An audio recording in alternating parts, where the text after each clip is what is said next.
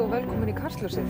Í dag föstudagurinn 13. sem hefur reyndar ekki nokkra einustu þýðingu fyrir þátt kvöldsins, enda trúið ekki á slíkar kerlingabækur hér. Hvort gestir kvöldsins eru sama sinnis verður bara að koma í ljós, en hér með okkur eru Snorri Ásmundsson, listamaður og verðandi forsetaframbjóðandi. En Snorri, þetta nú ekki eina forsetaframbóðið sem að þú stefnir á, sem að þú hefur tekið þátt í. Þú varst náttúrulega í borgarstjórnarkosningu hér í fyrra með frambóði Vinstri hægri snú. Hvað rekur þið eiginlega áfram í þessum frambóðum, bæði þá og núna? Þetta bara stóri draumar, sko. Ég náttúrulega, það var líka, ég ætlaði að vera borgarstjóri líka, þetta gott til að hafa í CV-ið og ég ætlaði að vera forseti seinna.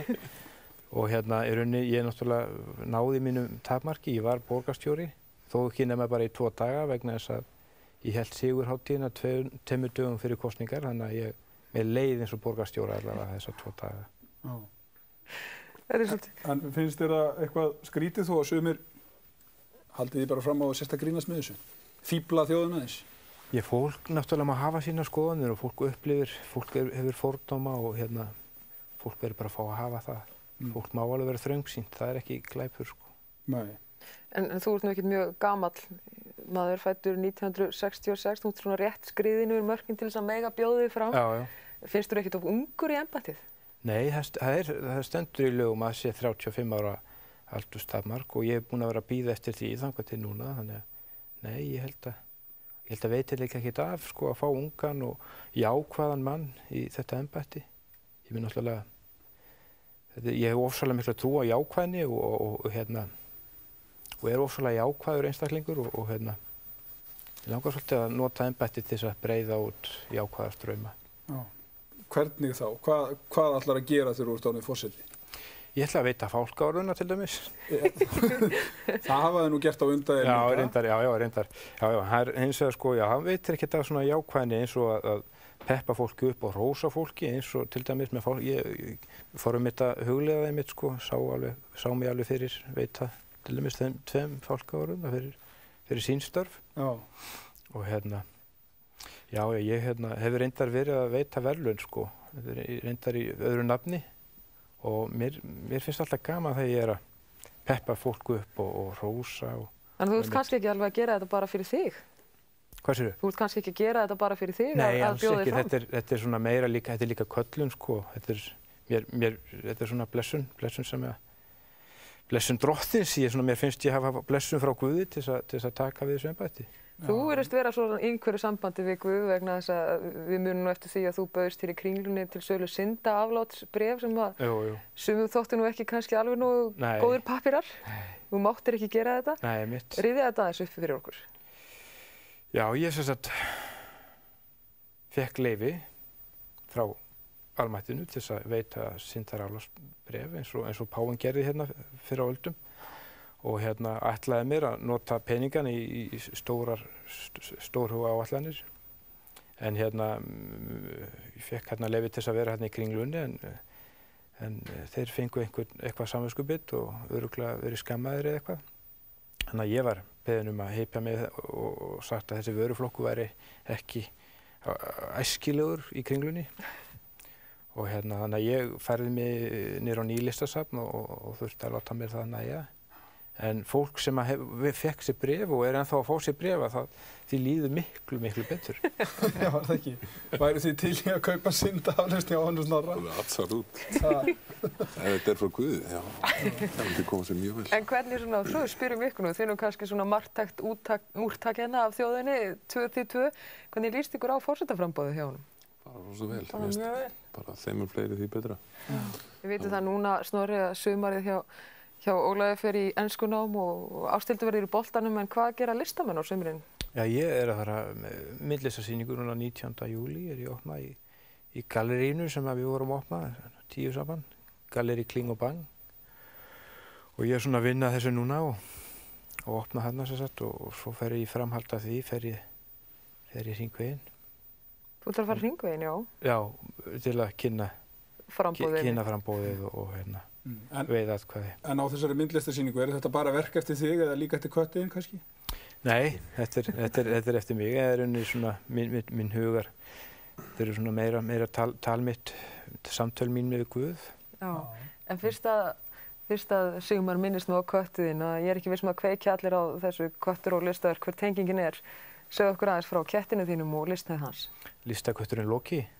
Já, hann það er köttur, norskur skógaköttur sem ég átti fyrir nokkrum árum síðan.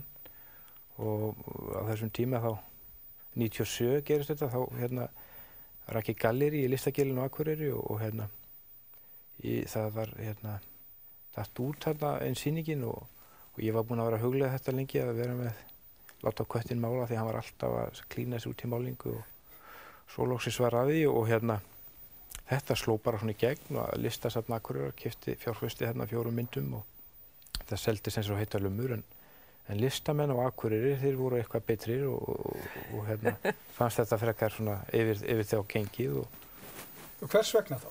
Akkur voru þeir fyrir því að kötturinn skyldi selja verkin sín? Já, því að Listasafn Akureyri var að kaupa verk af ketti en ekki af þeim. En hvað hann komin á eftirlaun? Á eftirlaun? Nei, hann reyndar ég þurfti nú að setja hann í vist eftir að dóttir mér fæddist og ég svona helst með henni laumi reyndar sá ég hann held ég að þau séð hann svona öllum strætisvagnarskilum mynd á honum í einhverju tryggingaauglýsingu. Þetta er mjög fjölhæfur köttur greinilega. Mjög hæfur, já. Útskýrðu þess fyrir okkur hvernig fórst að láta köttinn gera verkin? Því að hann náttúrulega tekur ekki pensil með loppunum og... Nei, en hann náttúrulega notaði loppuna sem pensil náttúrulega. Hann er kaflóðinn, norskur skógaköttur og... Nei, ég svona... Ekki ataðar hann út í málingu og lést hann sprikla einhvern veginn á striga eða? Nei, málið náttúrulega, ég hef ekki viljað að dýravenduna sinna sæju aðferðarnar kannski. En hann fyrirgaf mér fljótlega. Ég sett hann náttúrulega ekki í akrylmálingu, ég sett hann í fingramálingu, hann var auðvelt að þrífa og þrífa. Og þú hefur ekki þurft að skúra hann upp úr asintónu á eftir? Nei, það var engin svoleiðis pynting, sko. En ég hringdu nokkrir í mig, sko, svona einhverjar kellingar, sko, sem voru að setja út á augnar og það var mynd af okkur á forsíðu, sko, leitmynd á tegi tímanum og þau sem sjáðu augnaráðinu, hann var veikur. Það var eitthvað, en nei, hann var sérstakur köttur, hann var mjög vinsæll í Gilinu og hann heimsótti jazztónleika og fór í messur og það var alveg stórmerkilegur köttur. Og ég sakna hann oft og hugsa oft til hans, hann á kannski eftir að heimsækja mig á Bessastæði. Það er nóg pláss þar allavega? Nóg pláss þar, já. Hvernig gekk þér til dæmis að þrífa hann eftir þetta allt saman? Og hvernig varð honum við þegar þú varst að djöflast þetta með hann? Hann var pínu kvektur, sko. Hann var það. Þetta var ekki alveg með fullu samþykki hans þá? Nei, ég setti þetta svona í skálar og ég þurfti svona aðeins að pína hann aðeins, sko, en eins og segi, hann fyrirgaf mér fljótlega og en maður gerir allt fyrir listina. Mynduð þið kaupa listaverk af ketti? Já, absolutt. Það er ekki spurning ef það er skemmtilegt verk. Ég tala nú ekki eftir þennan kött. Þetta er eitthvað hljóma mjög spennandi. Búin að gera alls kosta. Snorri, kannski stutt, kemur þjóðin til með að verða mjög vör við þessa hringferð þína? Verðurðu mikið að tróða þér í fjölmiðlana og safnandi þínum undirskriftum svona fyrir mjög opnum tjöldum? Það kemur bara í ljós. Ég er ekki búinn að skipuleggja herferðina ennþá og maður veit aldrei hvað gerist.